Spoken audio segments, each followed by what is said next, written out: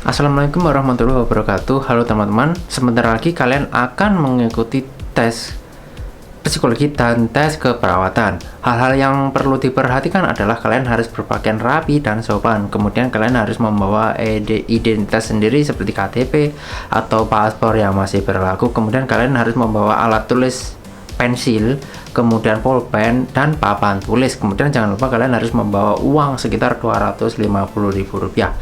Tesnya ini diselenggarakan sesuai dari pengumuman BNP 2 TKI sekitar bulan ini tanggal 18 Juli. Tesnya itu dibagi dari jam 8 sampai jam 12, kemudian jam 1 sampai jam 5 sore. Yang pertama, sesi pertama itu adalah tes psikologi, kemudian dilanjutkan dengan tes keperawatan. Nah, hal-hal yang perlu diperhatikan dalam tes pijakan soal ini adalah kalian harus tetap fit biar tesnya ini kalian mengerjakannya semua dengan lancar tanpa halangan apapun.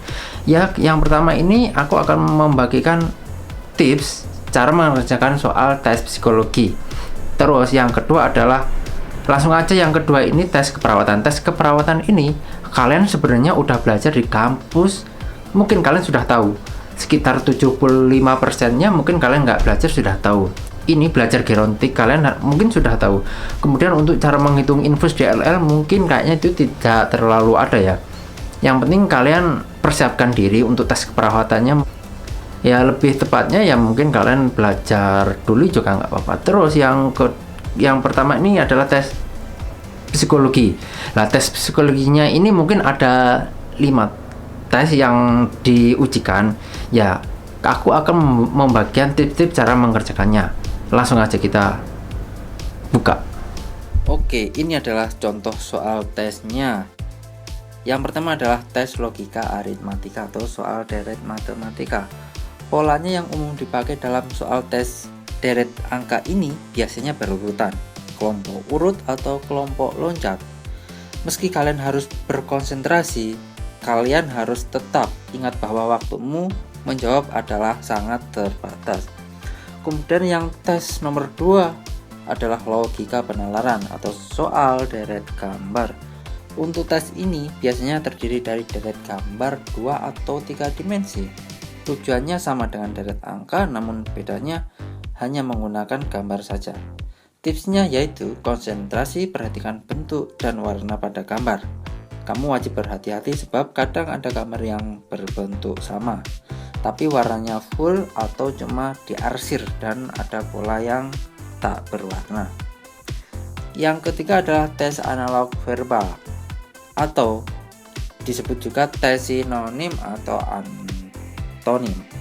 Kalian harus banyak berlatih dalam mengerjakan soal ini agar bisa cepat menjawab. Contohnya kayak nuri burung, spat ikan, panas dingin, suka duka, putra putri, dewa dewi, kayak gitulah. Kalian harus banyak-banyak berlatih. Kemudian yang nomor 4 adalah tes Pauli atau tes Kraepelin. Ini kalian harus banyak-banyak lebih semangat lagi untuk mengerjakan soal ini. Aku aja mengerjakan soal ini sampai mengerjakan di lantai. Saking lamanya, saking tangannya sampai capek. Ya, kalian harus tetap semangat. Kalian pasti tahu lah, tes ini adalah tes menjumlahkan angka di atas dan di bawah, kemudian dijawab di tengah-tengahnya. Kemudian yang ke-5 adalah tes warteg atau tes gambar. Tipsnya adalah untuk mengerjakan soal ini adalah jaga selalu kertas soal dalam keadaan yang bersih. Kemudian untuk yang cowok jangan mulai dengan nomor 5, karena 5 itu artinya kamu mengidap kelainan seksual. Itu dalam gambar tersebut ya maksudnya.